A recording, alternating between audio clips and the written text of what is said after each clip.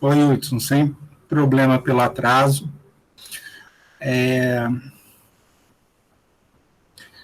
Por falar em atraso, pessoal, estamos precisando começar a aula um pouco mais cedo. Quando eu falo estamos, eu estou me remetendo, inclusive, a mim mesmo, tá? Porque como eu termino a aula, às vezes eu utilizo o intervalo, eu termino uma aula antes, né? E aí eu utilizo o intervalo, às vezes, para ir no banheiro, tomar uma água, fazer alguma coisa. Então, eu gostaria bastante que a gente começasse as nossas aulas um pouco mais cedo, a partir de quarta-feira. Para ver se a gente começa, pelo menos aí, a nossa aula começa oficialmente às 10 para as 11, eu gostaria de estar começando a aula, e aí eu me comprometo com isso também, né, pelo menos até às 11 horas, tá? Para que a gente não perca tanto tempo como a gente tem perdido.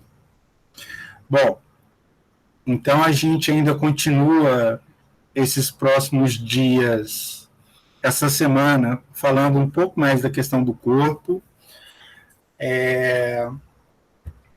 e na próxima semana a gente começa a entrar, né, em algumas outras concepções.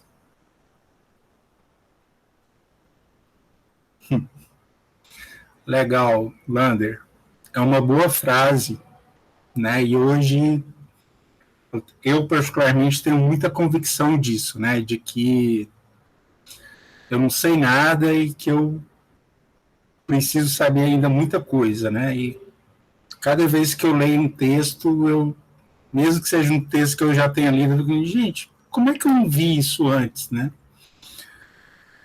Mas tudo bem. E aí, Larissa, você topa apresentar aquela discussão das concepções de saúde para a gente, a partir do seu trabalho lá de iniciação científica?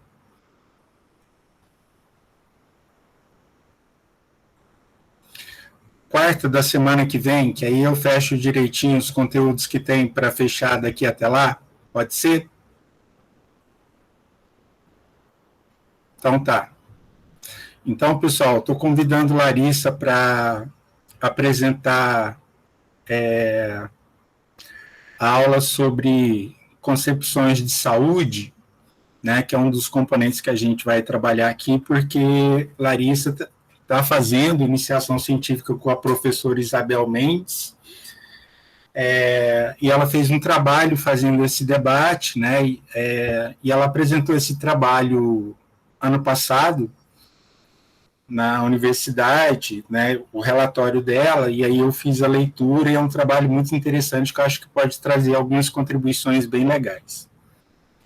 Tá? Então, Larissa, na quarta-feira da semana que vem a aula é tua. Bom, então, pessoal, a gente vai apresentar, eu vou apresentar para vocês hoje, né, uma discussão que perpassa a questão do corpo, da visibilidade do corpo na sociedade contemporânea. É uma aula que, assim, eu tenho, por incrível que pareça, né, vai ser uma aula com slides, mas com pouco texto e muita imagem. E aí eu queria já deixar a seguinte proposta para a aula, né? Eu tenho uma determinada quantidade de slides em cada em cada um desses, uma determinada quantidade de imagens em cada slide, e aí eu gostaria que vocês fossem falando, né, porque eu vou estar cego para vocês, para o chat, eu vou fazer algum comentário inicial e queria que vocês fossem comentando as imagens que, que eu tô que eu vou apresentar, tá bom?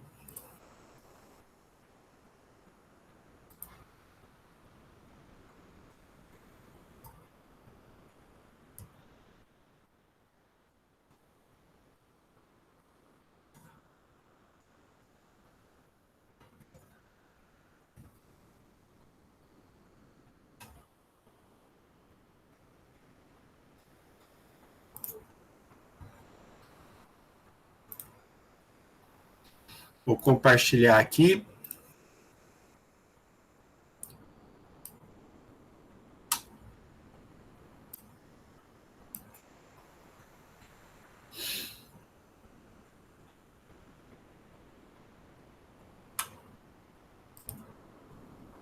Está enxergando aí? Sim, sim. O corpo na sociedade contemporânea. Beleza. Bom, então, até poderia dizer, né, como está lá na questão, no tópico, né, da aula especificamente, a questão da relação da visibilidade do corpo na sociedade contemporânea, né? A gente vem fazendo essa discussão sobre o corpo, né, nessa disciplina aqui de filosofia, porque penso, inclusive, que na educação física, né, o debate filosófico sobre o corpo é algo importante de ser feito. E aí a gente vai trazer algumas reflexões nesse texto para poder pensar um pouco a questão da visibilidade e dentro da visibilidade do corpo, como é que esse corpo é visto, ou vou dizer assim, tá? Como é que diferentes corpos são vistos na atualidade, né? E aí eu vou trazer para vocês, não é a minha autora central, não é a minha autora de referência, mas eu vou trazer para vocês uma autora que discute a questão da visibilidade, é uma autora contemporânea, até onde eu saiba, chamada Claudine Aroche, tá? E que ela vai discutir a questão da visibilidade do corpo. E ao final, né, só que a Aroche ela tem uma tendência de pensar o corpo numa perspectiva mais coerente com a questão do movimento pós-moderno. Só que ao final eu vou trazer para vocês algumas rápidas discussões pensando o corpo e essa visibilidade do corpo a partir da perspectiva do materialismo dialético, tá? Bom, então, para a gente começar, né, eu quero apontar 3 coisinhas aqui como introdução, né? E depois de refletir sobre o significado do corpo, suas inúmeras concepções filosóficas, cabe agora, antes de avançar para outros aspectos, discutir sobre a relação atual do corpo, né? Como é que a gente vê o corpo na atualidade? Inclusive porque isso vai, né, cruzar aí nas próximas aulas, né, com as questões da ética, com as questões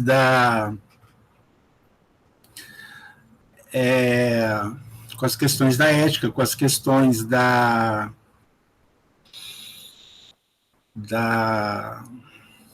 saúde, com as questões da estética, né, que inclusive são conceitos que a gente vai tentar discutir aí, ainda que de maneira introdutória,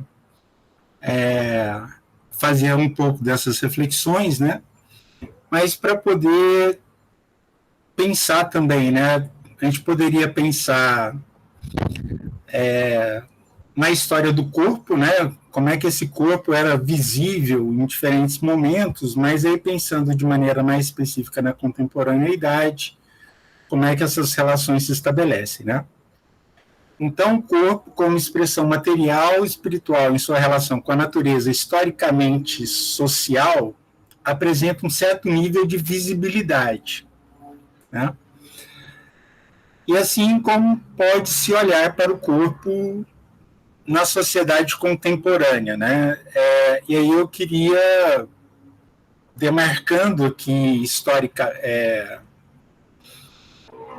demarcando aqui conceitualmente, entender que quando eu falo da sociedade contemporânea, na minha cabeça ainda vivemos sob a égide de uma sociedade estabelecida na modernidade, tá?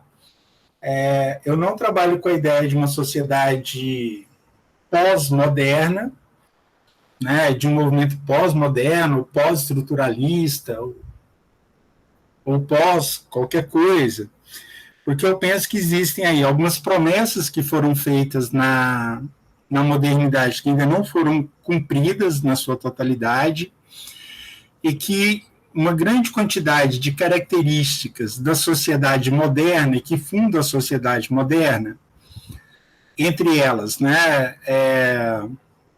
um modelo societário de caráter liberal, né, ou mesmo neoliberal, e uma sociedade ainda fundamentada em muito, né, pelas condições de trabalho, né, pelas relações de trabalho, sob a égide do capitalismo, ainda não foram superadas.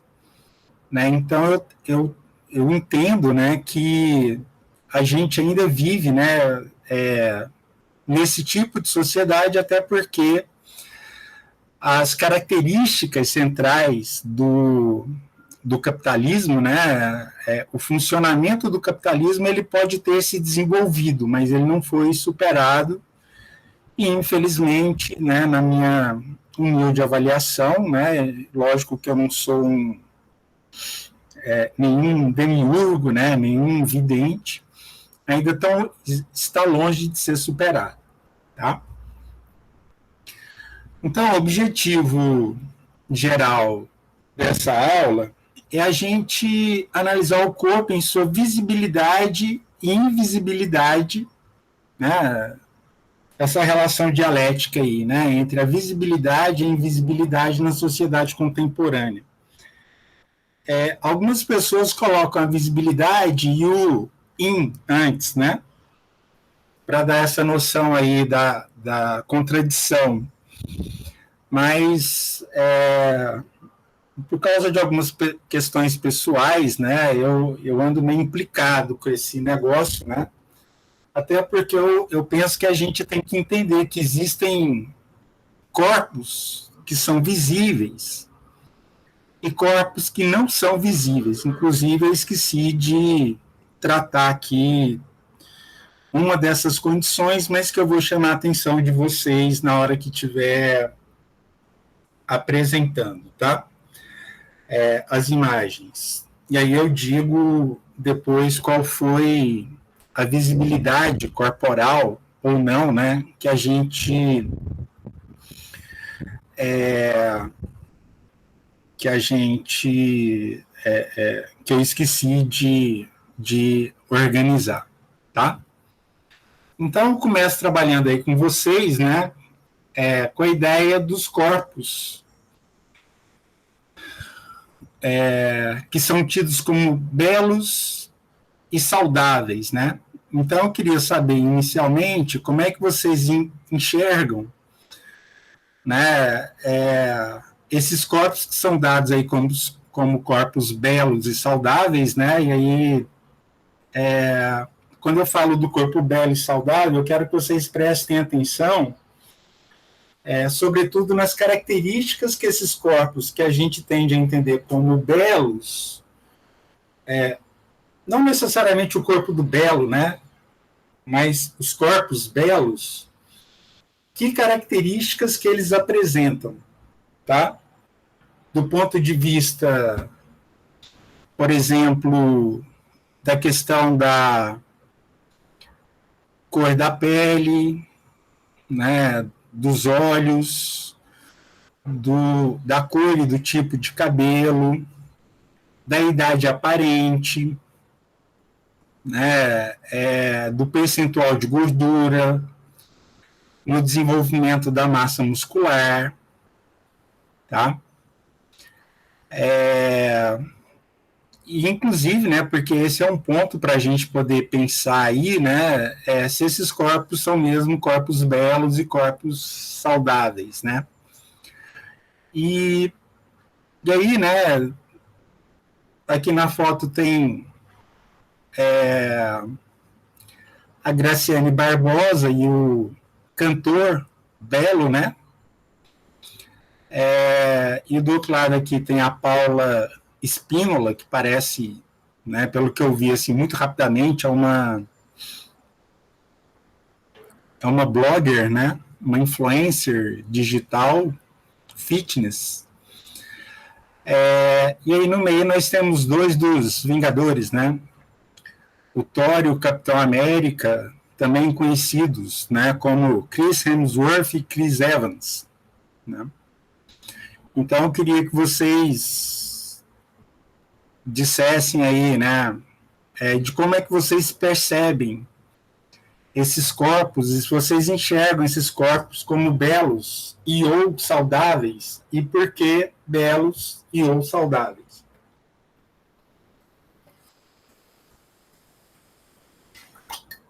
Aí precisa ser oral que eu não estou enxergando vocês.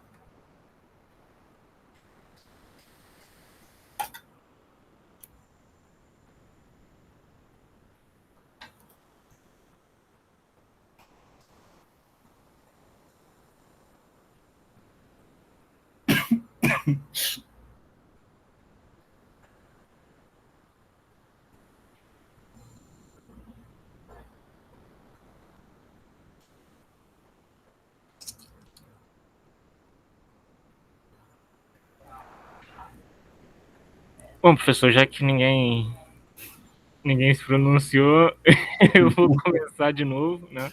Comece.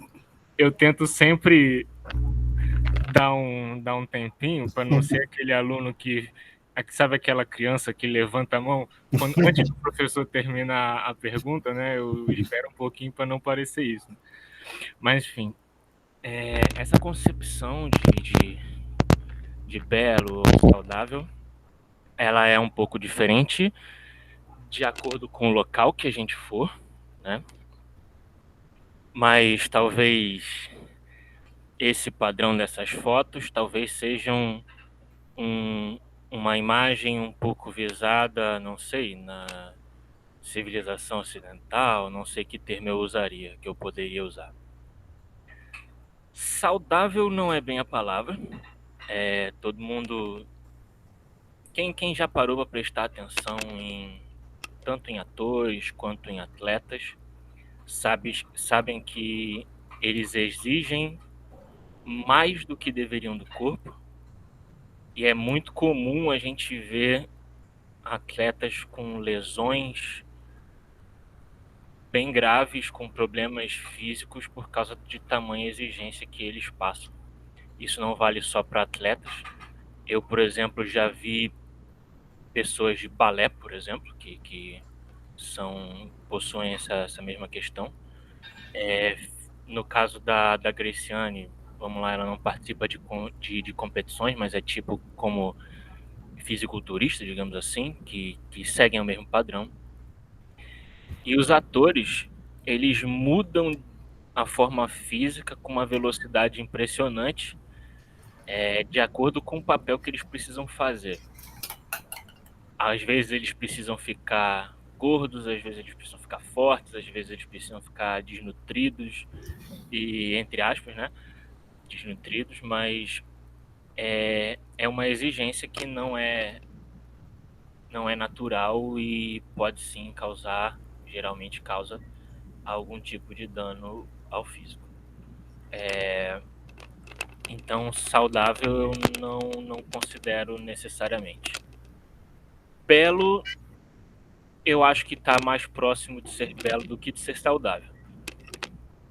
Talvez não necessariamente apenas pela imagem, mas é só ver, por exemplo, como o mundo inteiro parou para as Olimpíadas. O quanto as pessoas admiram aquelas pessoas, não necessariamente pelo que eles parecem, mas sim porque, poxa, para alcançar um corpo da Graciane Barbosa, precisa de um nível de dedicação e força de vontade muitíssimo fora do padrão. Então, a beleza nem é só a parte física, a beleza também vai da atitude da pessoa, né? A gente sabe, ou pelo menos eu considero dessa maneira, né?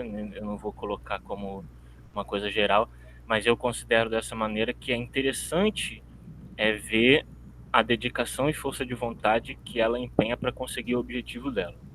Mesmo que não seja necessariamente um objetivo 100% válido, ou pelo menos válido para todas as pessoas.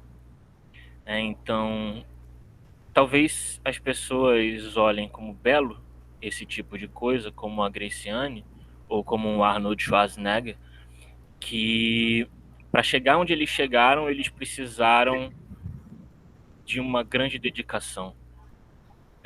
Sei lá, pegando algum medalhista de ouro brasileiro, por exemplo, eu vou dar o exemplo clássico do Isaquias, né, do remo, quer dizer, da canoa, que, poxa, o cara tem uma forma física incrível, se for olhar para o tamanho do bíceps e do deltoide do cara, é imenso, né? Então, para ele conseguir uma medalha de ouro, ele teve que ter aquela forma física, e ele teve que ter uma dedicação muito grande para chegar àquela forma física e para ser o diferente, né, o vencedor, etc.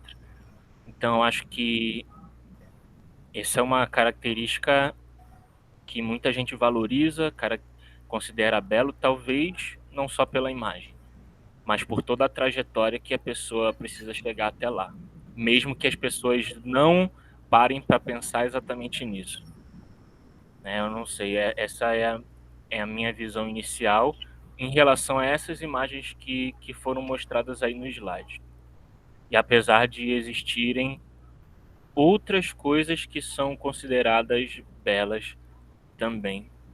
Não, acho que essas fotos mostraram um tipo de beleza, digamos assim, que tem mais a ver com massa muscular, por exemplo. Mas talvez existam, eu acredito, né, na minha visão, existem outros tipos de beleza também.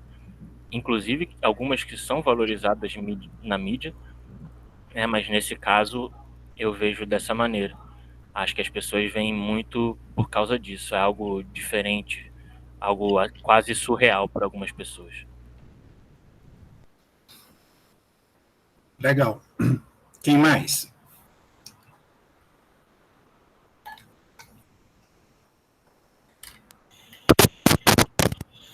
Tá dando para me ouvir? Sim. Pegando também esse gancho aí que Lander falou da disciplina, né, que Graciane tem. Fora que também existem outros métodos que muitas vezes esse pessoal que trabalha como influencer não mostra muito, né? Que no caso, por exemplo, são o uso de anabolizantes. E isso frustra muito, né, as pessoas que seguem esses blogueiros aí. E essas pessoas acabam entrando num conflito muito grande até em relação à saúde mental por querer alcançar esse tipo de corpo e não conseguir, achando que é só realmente academia, musculação e dieta, pronto. E aí essas pessoas que influenciam esquecem de mencionar o uso de anabolizantes, esquecem de mencionar as cirurgias plásticas, os procedimentos estéticos. E muitas vezes esse belo aí meio estranho. E também a gente pode ver também essas características, até que você falou, professor, da cor da pele, da aparência, tudo, o padrão. Realmente é um padrão. Hoje você vê o pessoal com a boca igual, com os dentes iguais. Não tem mais essa individualidade, é todo mundo querendo buscar uma coisa só. E até, por exemplo, para propagandas de, sei lá, de suplemento, de musculação, né, de academias, de musculação, tudo, é sempre esse mesmo padrão, então isso acaba deixando de lado também os outros corpos que também podem ser belos e saudáveis à sua maneira. Acho que vai também por aí. Mais alguém?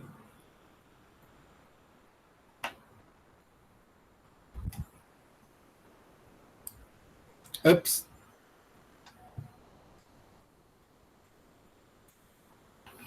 Alguém mais quer fazer algum comentário?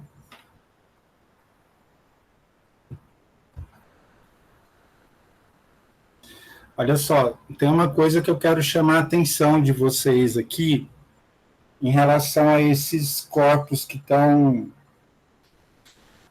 apresentados aí, tá?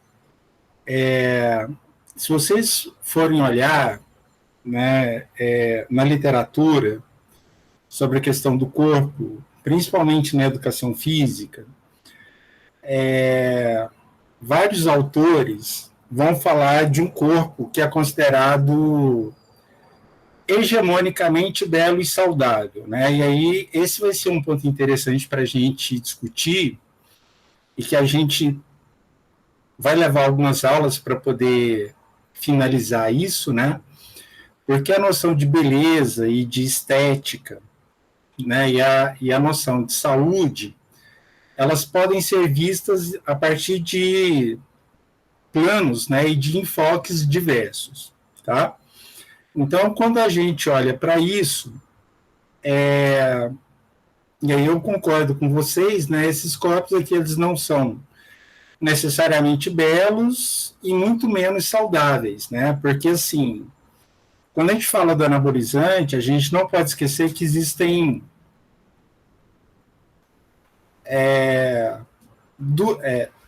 pelo menos duas coisas, né, que a gente precisa entender aqui, né. Primeiro, que anabolizante é qualquer substância que nos ajude a produzir energia. E ninguém vive sem a ingesta de anabolizante, tá? Só que quando eu estou dizendo isso, eu estou dizendo o seguinte, olha,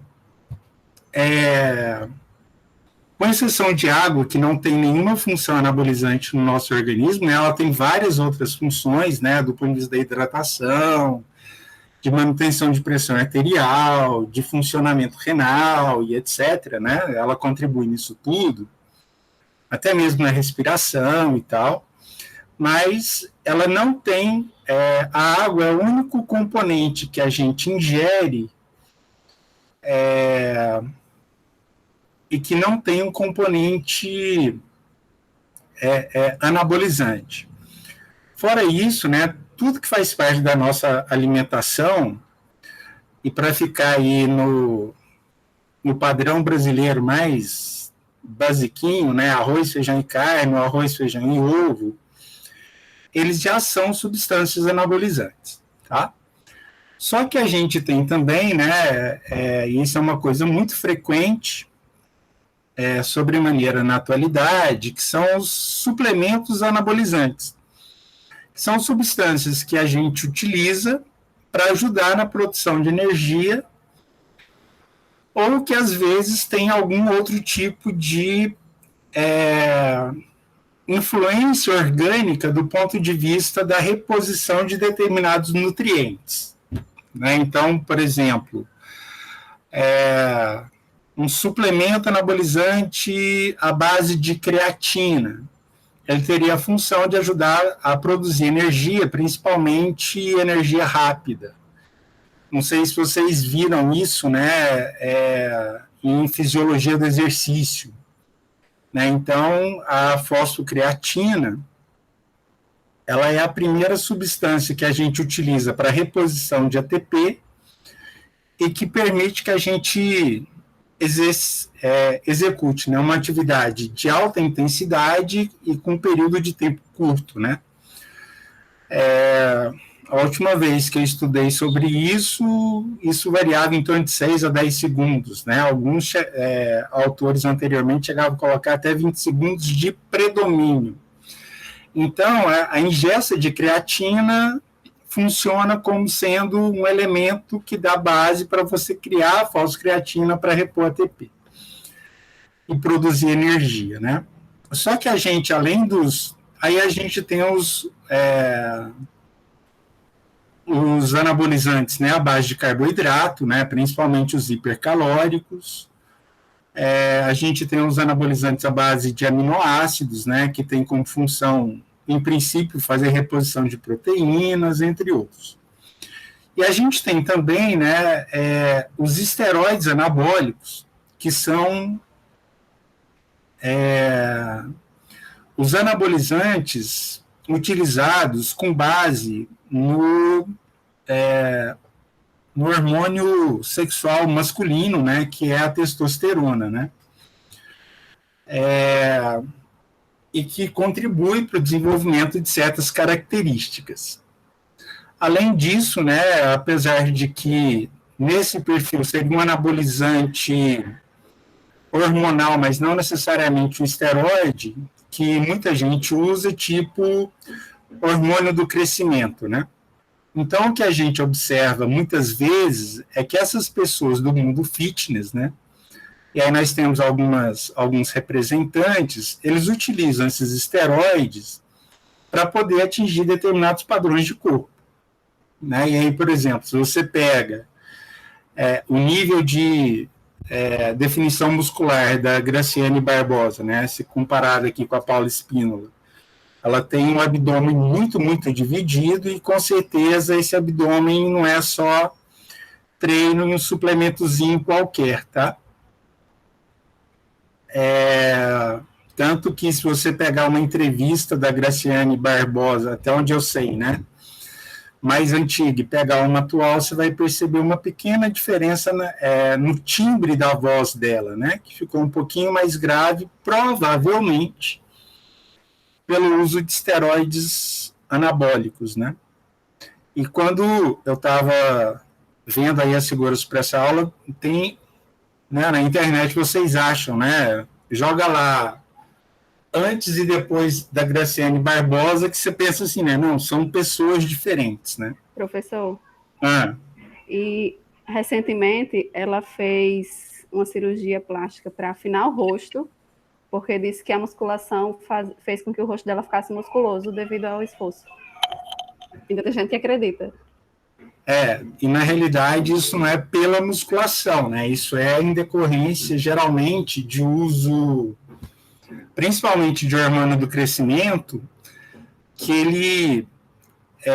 porque, assim, o hormônio do crescimento ele é importante ao longo de toda a vida, mas o excesso dele pode provocar um distúrbio chamado acromegalia. Então, o que a acromegalia faz? Ela pode deixar suas mãos um pouco maiores, os pés maiores, e ele pode acentuar alguns ossos, principalmente os ossos da face, né? Então, você fica com o rosto da face mais rústico, eu diria assim, sabe? Tipo, rosto de lenhador. Então, né, isso é efeito do hormônio do crescimento, e não da musculação, né? Você pode treinar a musculação, tanto que for, que não vai ser a musculação em si, não é o exercício em si, que vai fazer essa alteração na musculatura da face, né? Até porque a gente não exercita a musculatura da face durante a musculação propriamente dita, né? Então, esse é um ponto. Mas aí é claro, né, que ela fala isso, né, o pessoal que não acredita vai achar que é da musculação mesmo, né? Eu sem falar, né, do preenchimento que ela colocou nos lábios, né, e outras coisas, né? Mas aí eu quero que vocês prestem atenção, né? Além da questão do percentual de gordura e do nível de massa muscular, dois aspectos, né? Aliás, alguns aspectos, né? Que são a cor da pele, que é uma pele branca, predominantemente, né? E eu não escolhi a pele branca aqui à toa, tá? Ou, ainda que seja um moreno aí, como o da Graciane do Belo, mas é um moreno mais, entre aspas, pro bronzeado, né? Com certeza, se a gente procurar aí na internet, a gente vai achar alguma foto da Graciane mostrando marquinha de biquíni, alguma coisa assim, né?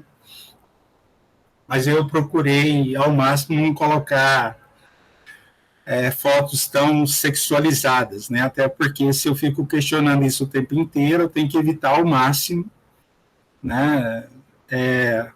Usar isso, né? Ainda que eu pudesse usar isso do ponto de vista da aula, né? Para poder fazer uma análise crítica disso, tá? E eu quero que vocês prestem atenção na ideia, né, da aparência de todas as pessoas que estão postas aí, que é a questão do corpo jovem, né? Então, assim, todos eles, né, a gente sabe que todos eles aí já passaram dos 30 anos, talvez dos 40, mas todos eles apresentam, né, uma característica aí de juventude, né? Parece que, inclusive, essa loira aqui do lado, né, que é a Paula Espínola, parece que ela é uma influencer fitness que já tem mais de 40 anos, né? Mas se você olha assim para o rostinho dela, é lógico que aí tem maquiagem, Photoshop, etc., né? Mas ela não aparenta ter 40 anos, né?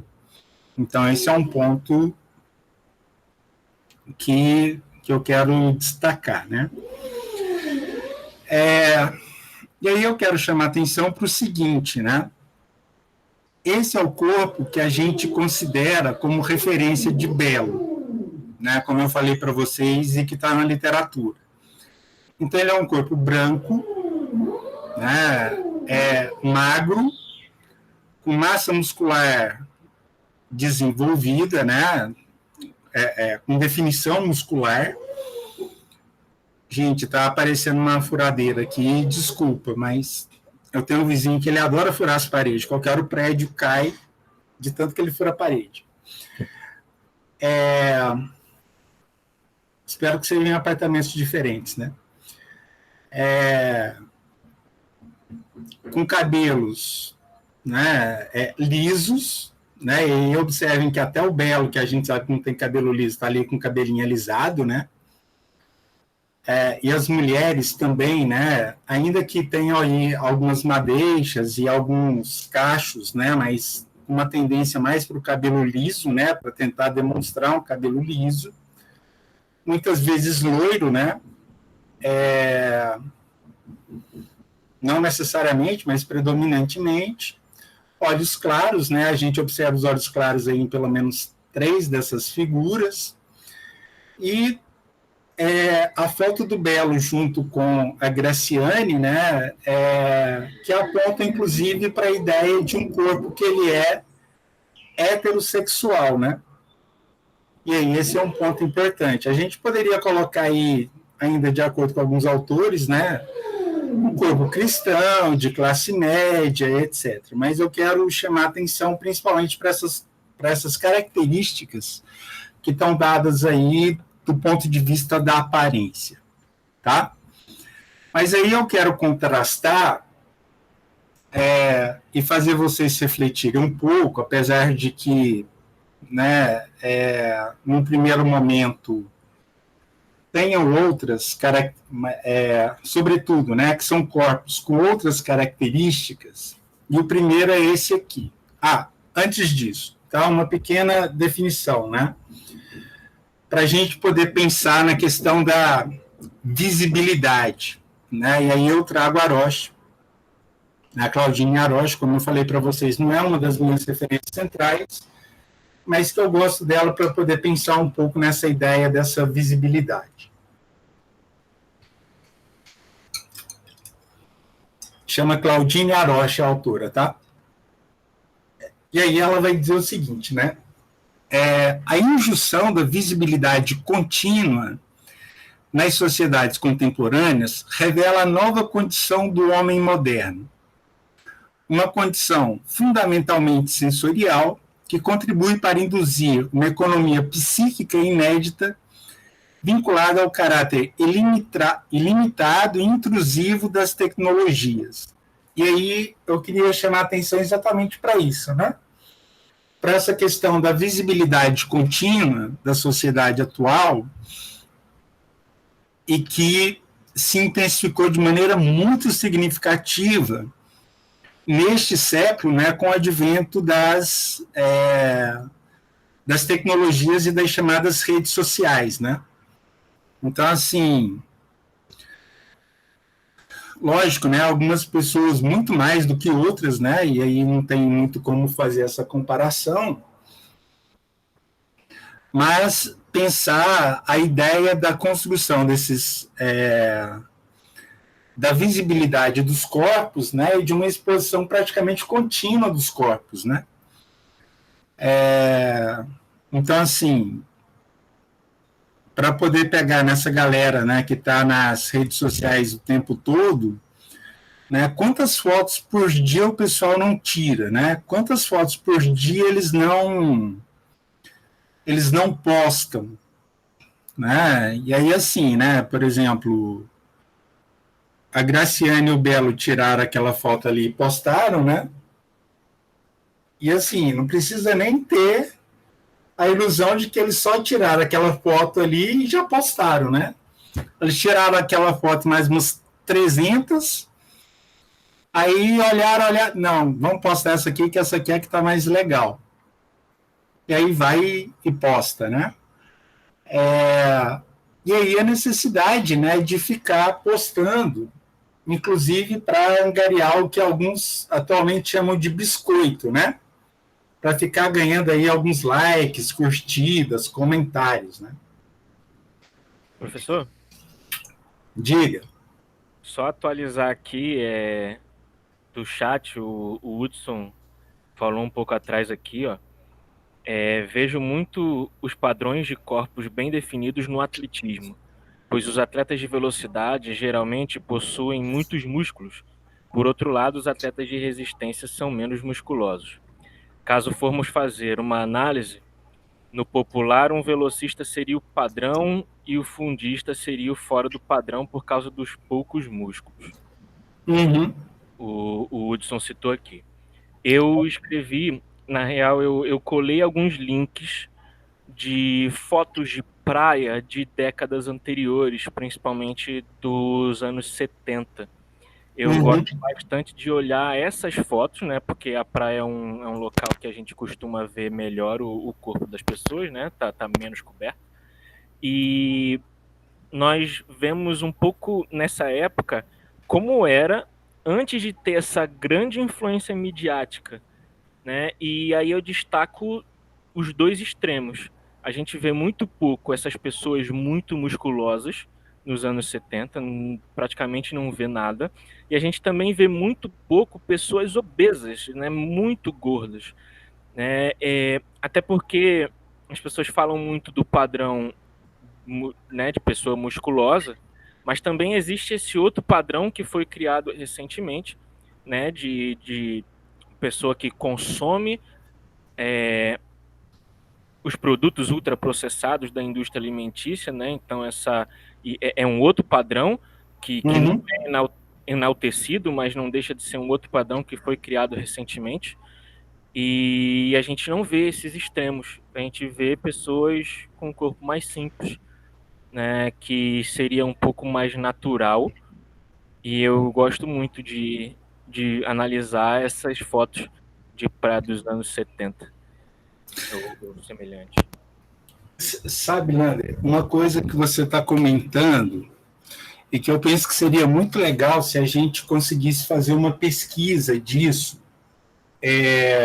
por exemplo, aqui em Natal, né? Para comparar um pouco essa ideia dos corpos na praia, né? Fazendo uma comparação aí de Natal nos últimos 50 anos, sabe? Tipo assim, dos anos 70 até 2020, com certeza a gente conseguiria achar alguma coisa, né? Nem que fosse assim, por exemplo, em capas de jornal, alguma coisa assim, porque, vejam, tem uma coisa muito interessante que você chama atenção, mas que faz parte da lógica do modo de produção capitalista, que é o seguinte, se a gente olha, né, e aí eu vou usar uma referência, depois vocês podem buscar isso, né,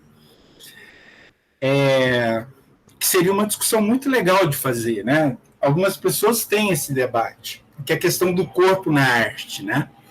Se a gente olha, por exemplo, para um autor como Botticelli, né, tem um quadro muito famoso do Botticelli, que são as Três Graças, as Três Ninfas, as Três Graças de Botticelli. E se você olha lá, as mulheres, né, aparecem três mulheres dançando, dependendo do recorte da foto que você pega, e aí você vê mulheres que têm algumas das características que a gente tem nessas que eu acabei de postar, né? Só que lá elas estão nuas, num bosque, né? Como se estivessem dançando, e essas três mulheres, com uma diferença, né? De que essas três mulheres, elas são aspas, gordinhas, né? Então, elas são mulheres que demonstram uma barriguinha que hoje, né, é considerado, né, algo quase patológico, né? Uma mulher que apresenta uma barriguinha hoje, né, o povo né, fala assim, mas não é possível, né? Se você olha, por exemplo, já fotos do período capitalista, a partir do século XIX e no início do século XX, você vai perceber uma mudança no perfil corporal, na própria arte, né? E se você olha para eles, você vai identificar, por exemplo, mulheres magras. Você vai ver corpos de homens que são muitas vezes corpos fortes, né? Tem um estudo feito pelo Vitor Andrade de Mello. Ele é um cara da educação física que discute muito a questão da história do esporte, né? E a história da educação física de uma forma geral. E ele mostra, por exemplo, na virada do século XIX para o século XX, né? Ele tem uma pesquisa que discute a questão, né, do corpo e das práticas corporais, principalmente do remo, no Rio de Janeiro, nas crônicas do Machado de Assis, e aí vão aparecer corpos de homens fortes. Só que tem uma diferença bastante significativa do corpo de um homem considerado forte e atlético dos anos 1920 e dos anos 2020, que é o nível de percentual de gordura que essas pessoas têm. Às vezes, não tanto o volume da massa muscular, mas o percentual de gordura. Porque quando você tem um percentual de gordura um pouco maior, parece que essa massa muscular ela não fica tão, sei lá, tentando usar aí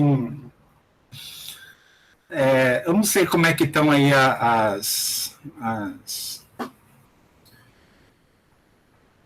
A pessoa de antigamente não era, entre aspas, tão rasgada quanto a de hoje.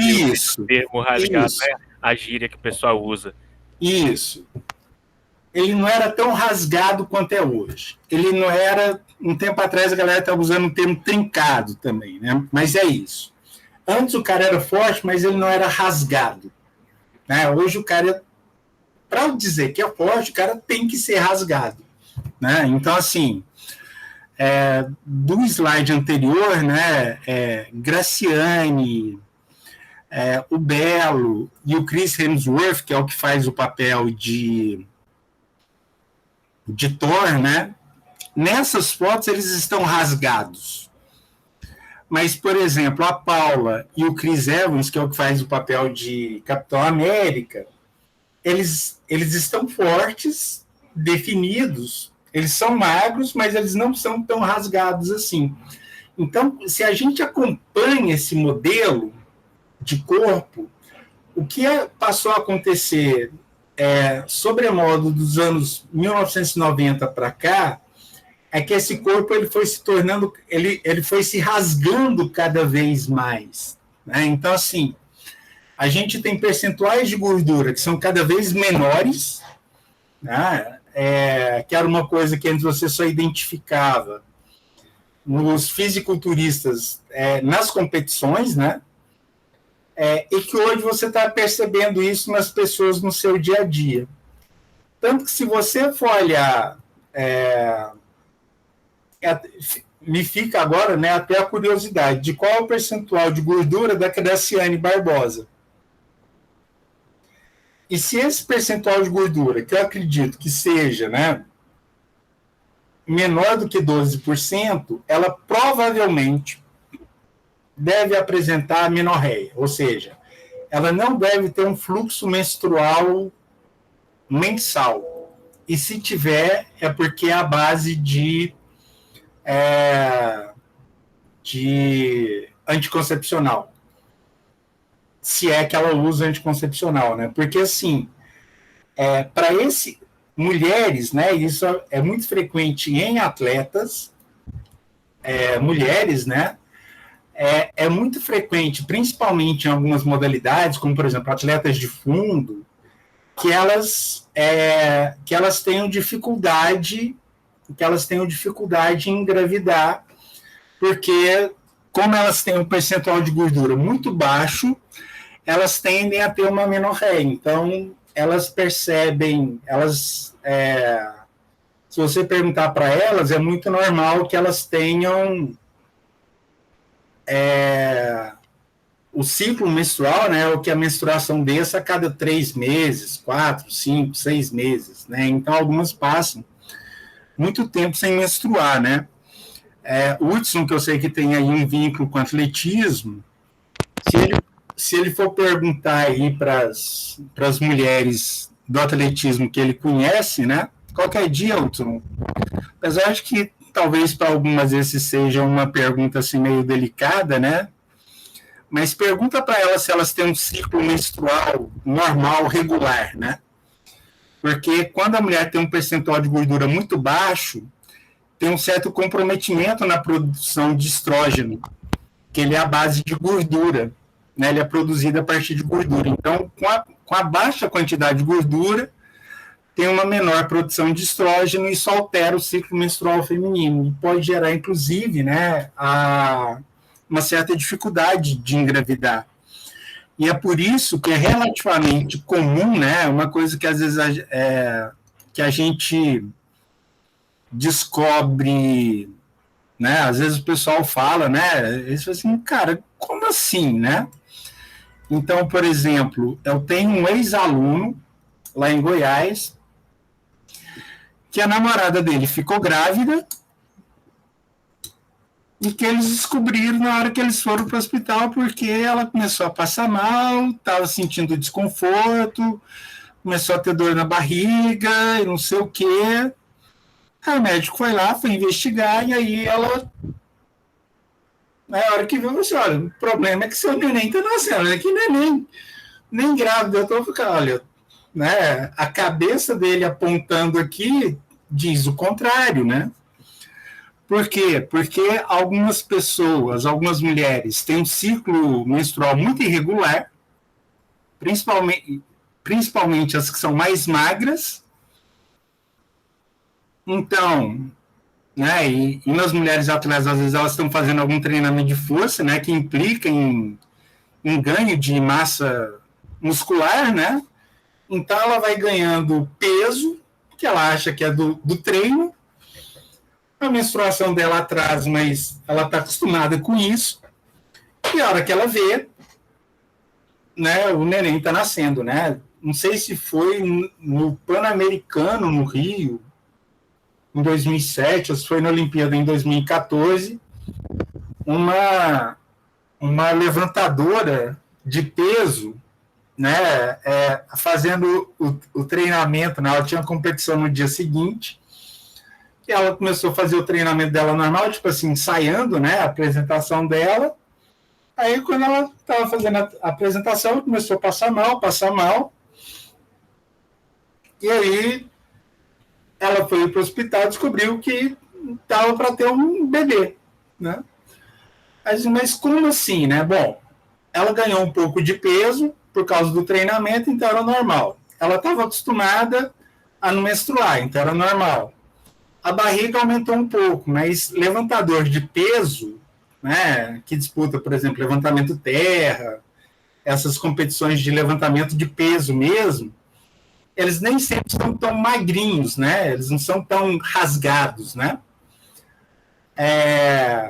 E aí, então, ela não percebeu, né? E aí, a hora que ela viu, né? Então, assim, estou ficando mais barrigudinha, normal para minha categoria atlética, não menstruei, normal,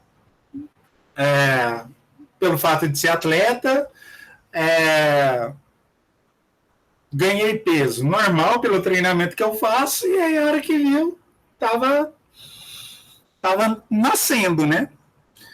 Agora, para além disso, e esse é um ponto para a gente também discutir, para além disso, a gente teve uma atleta, o Hudson deve saber quem é, uma atleta que inclusive que ganhou medalha agora na Olimpíada, uma estadunidense que competiu grávida, né? Uma atleta do atletismo, e teve uma do vôlei também que competiu grávida, e que só quem sabia, principalmente da do vôlei, era o técnico, ou a técnica e o médico.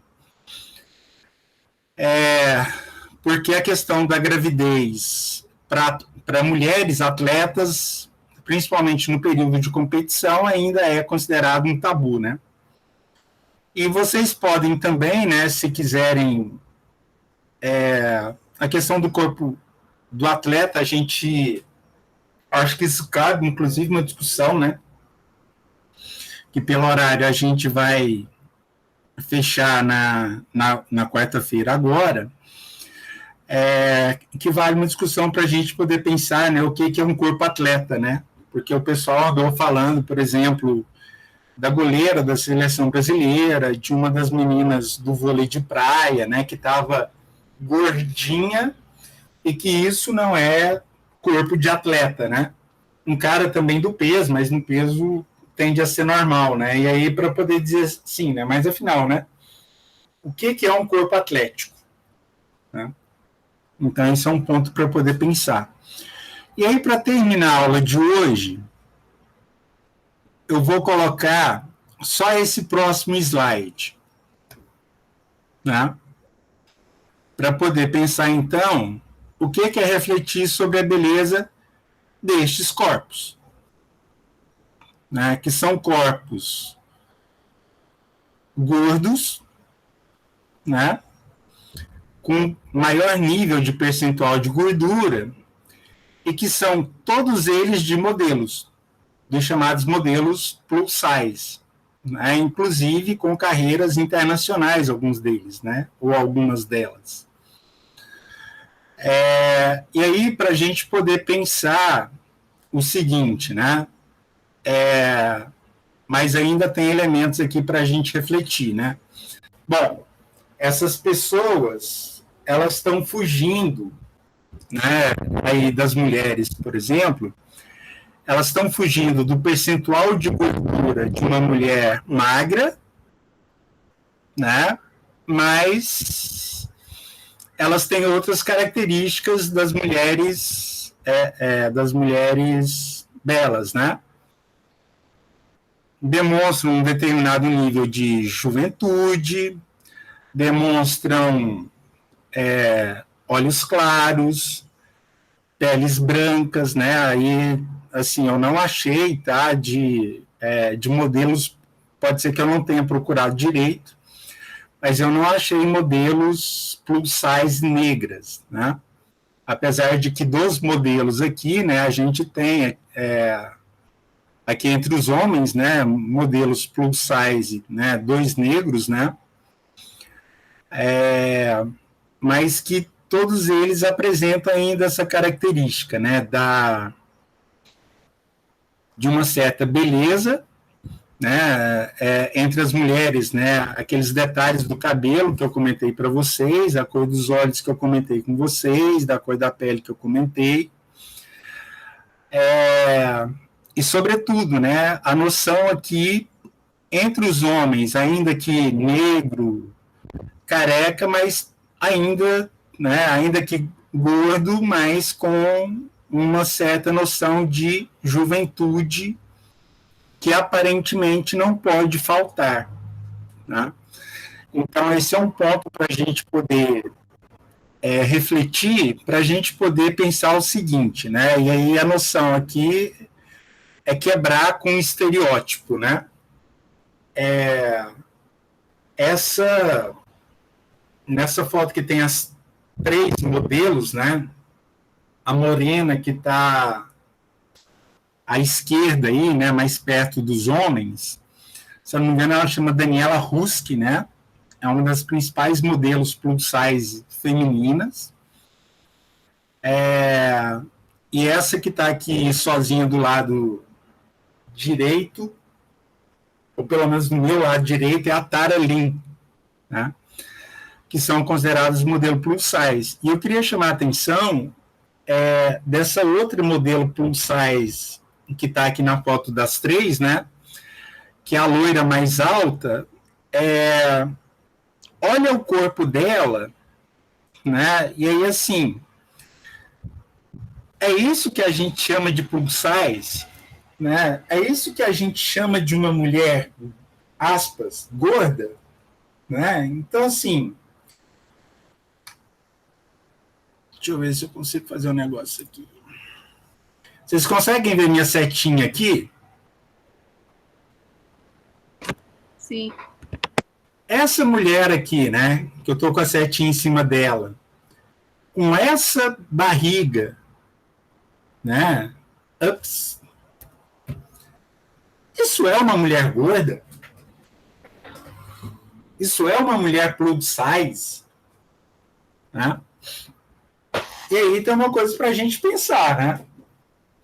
Se você pensar nessa aqui, e falar assim, não, essa é plus size. Ok. Se você pensar nessa aqui, você pode falar assim, não, essa aqui é plus size. Ok. Se você pensar nessa aqui, como é uma mulher mais, eu diria assim, até mais corpulenta, né? Eu não sei se eu acho uma mulher dessa aqui gorda, né? Mas é uma modelo plus size, né? Mas observem que no caso dessa mulher aqui, né? Dessa mulher aqui, ainda que você fala assim, né? Não, professor, mas pode ser, né? Uma cinta e tal, né? Mas ela tem uma barriga reta, né? Ou seja, não é tão gorda assim. Da mesma forma, isso aqui, ela pode até aqui embaixo não ter uma barriga tão retinha, mas daí a dizer que isso aqui é uma modelo plus size, né? Eu fico pensando se não há um certo exagero, né? Da nossa parte em considerar uma mulher dessa como plus size, né? Então, aí eu fico pensando, né? Ok. E aí, saindo aqui da apresentação, né? Quando a gente está falando nessas mulheres, né? E aí tem uma coisa que me irrita muito, né? Que é quando o pessoal fala assim, né? Nossa, essa mulher, né? Como essas modelos, e esses modelos plus size também, né?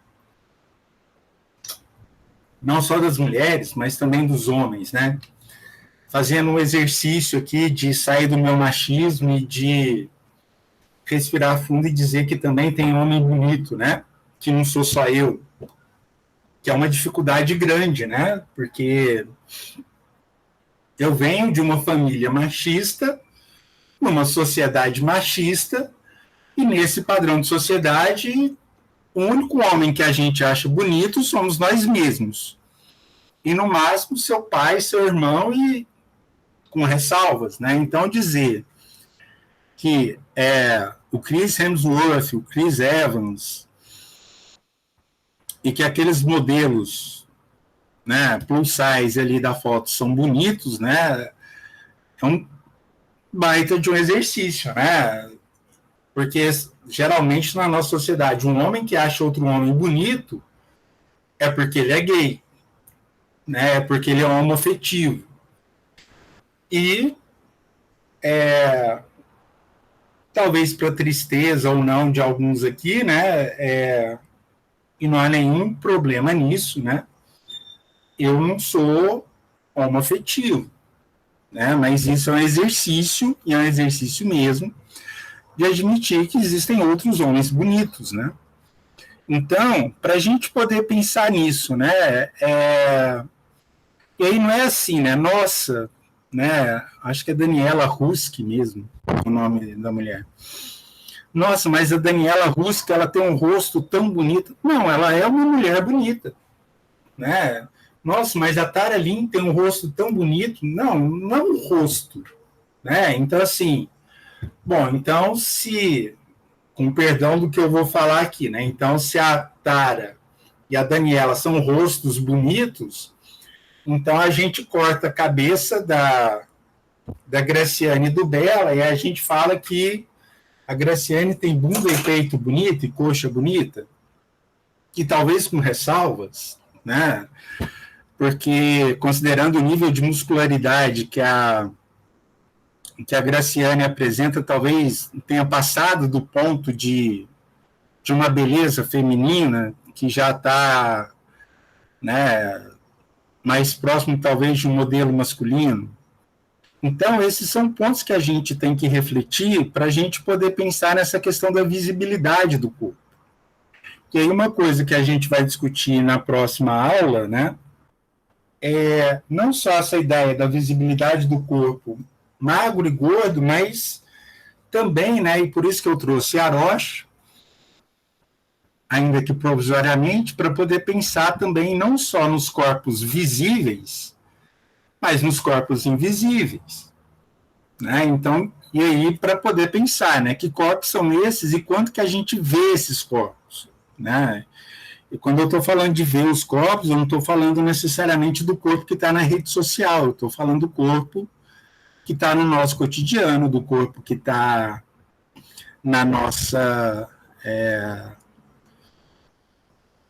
rua, na nossa faculdade, entre outros. Tá bom? Comentários até aqui?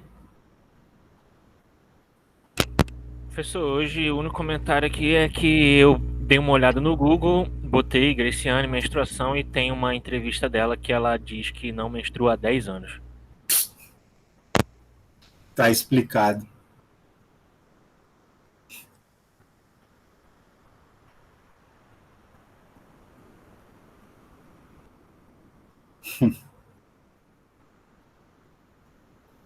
Gente, infelizmente eu vejo só o slide mesmo. Cara, pensa o que é uma mulher. Assim, eu sei que para as mulheres, né, menstruar é um grande incômodo, né? Mas ficar sem menstruar há 10 anos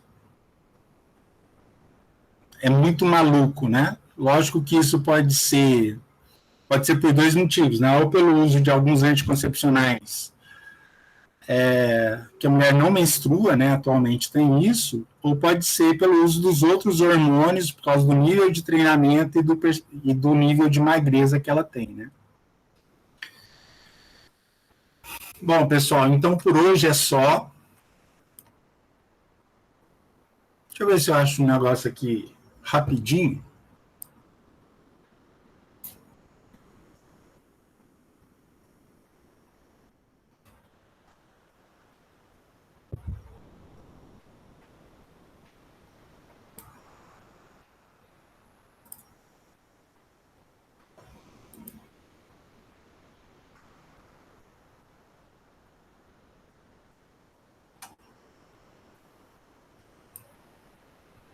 Gente, só compartilhar aqui bem rapidinho, tá?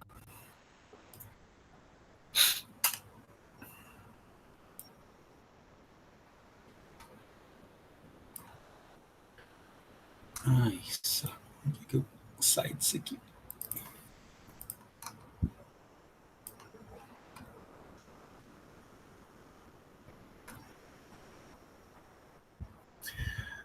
Essas duas aqui, ó, tá dando para ver? Tá sim, só tenho um pouco na frente da foto aí essa mensagem dos cookies. Tô tentando sair aqui dos cookies, não tô conseguindo. Aqui. Tá dando para ver? Tá sim, dá pra ver. Não, peraí. Deixa eu fechar essa aqui. E compartilhar essa outra aqui que eu consegui.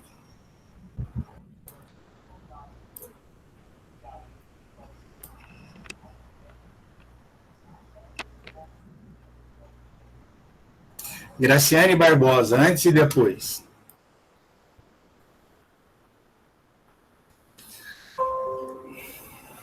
Dá até para perguntar se é a mesma pessoa, né? Olha aquilo que eu falei com vocês, né? Por exemplo, da questão que ela é bronzeada, né? Mas que tem a questão da marca do biquíni aqui, né? Então, assim, é muito diferente, né? E não que ela não fosse bonita antes, né? Muito pelo contrário, mas para poder dizer aí do que é, né? Esses antes e depois que a gente demonstra. Bom, pessoal, por hoje é só. A gente continua esse tema na próxima aula. Então, até quarta. Lembrando que a intenção é começar a aula o mais tardar 11 horas, tá? Então, eu vou colocar o link mais cedo e, por favor, tente entrar mais cedo no link também, tá certo? Um abraço e até lá. Tchau, tchau todo mundo. Boa tarde.